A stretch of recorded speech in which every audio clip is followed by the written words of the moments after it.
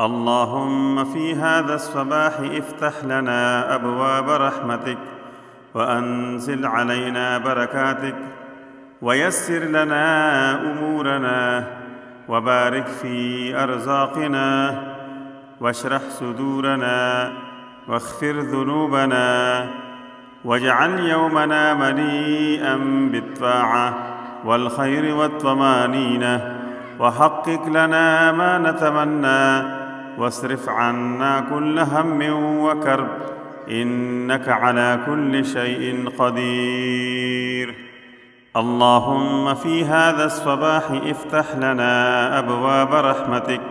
وأنزل علينا بركاتك، ويسر لنا أمورنا،